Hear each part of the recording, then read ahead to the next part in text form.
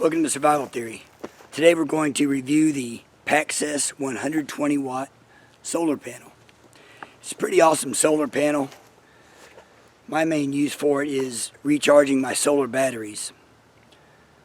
And this definitely gets the job done. We'll take a look at that. But you can also charge or run your laptop, your cell phones, iPhone, whatever. So let's get busy.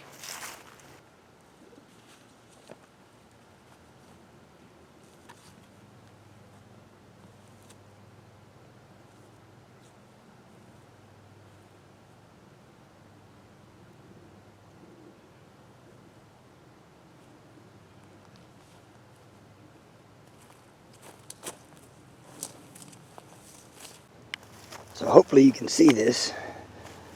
So it has these soft panels that just fold out, and they've got a strap there so they don't kick out too far, so you can kind of adjust them to where you need them.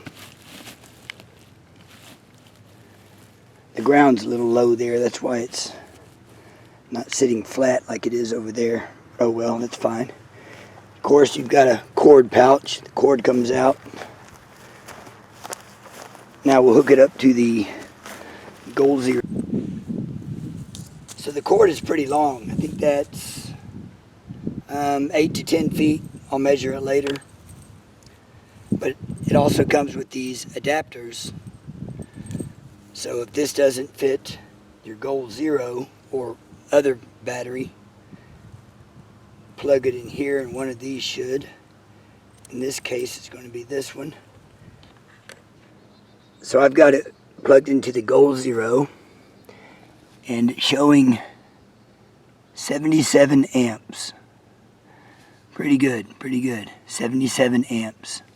That's the input into the Gold Zero. Now let's combine the Gold Zero Boulder 50s with this Paxcess panel.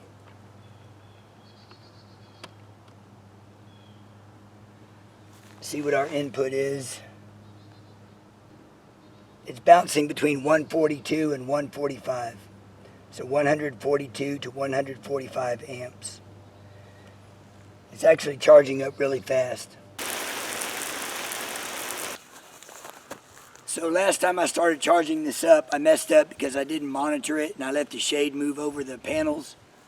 So today I'm going to monitor it, and I'm just going to use the Paxcess Rockman solar panels.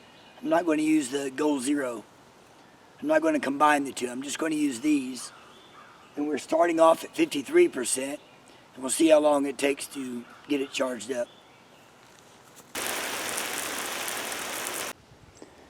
So these are getting full sunlight. I've got the kick pads going there. Now, this panel sat here all weekend out in the yard. And it didn't rain or anything, but it did sit out here in the yard all weekend. And I took my battery inside. You know, everything's stiff. It's been very humid. There's no damage to it. Doesn't appear to be any kind of moisture damage. Everything's doing great. Let's see what we're charging up on. I've got it plugged into the Yeti 1400. And we are at, I don't even know if you can see that. Probably just see my reflection. But it is at, it's bouncing between 73 and 76 watts of input.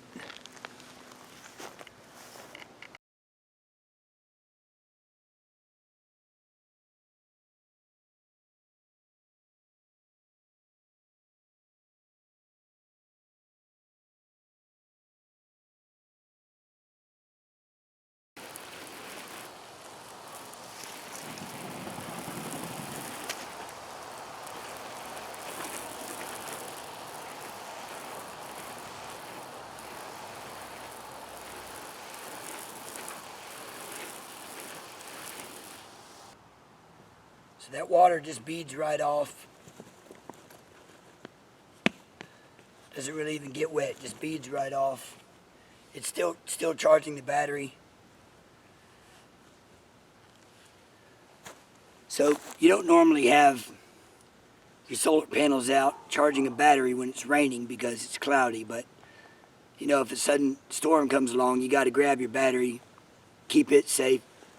But leaving this out or putting it up last is not going to hurt anything. Water doesn't affect it much. Now I wouldn't just leave it out, but for a quick storm it seems to be doing fine. Now for charging small devices,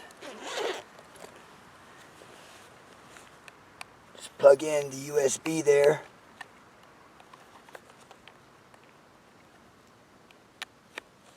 There we go. Got a mini USB and a regular USB.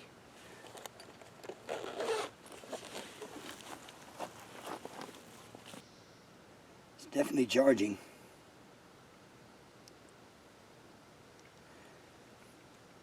Probably charges about the same rate as a wall plug, I would imagine.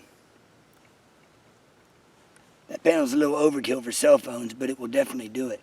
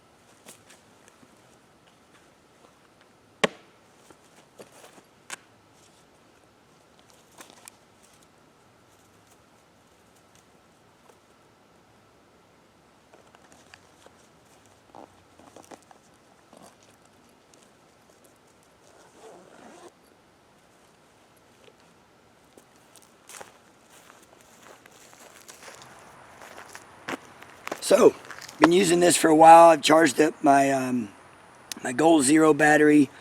I also have the SunLife solar battery. Charged that up real quick. It's a 500 watt battery. Overall, it's pretty lightweight for what it does. The Rockman solar output 120 watt. And looking at other prices for similar products, price point is spot on. It's real good. It's not too cheap. It's not too expensive. You know, you get what you pay for, and coming from China, it's even cheaper than that. So, well, thanks for watching Survival Theory. Be sure to like, subscribe, and I'll see you next time.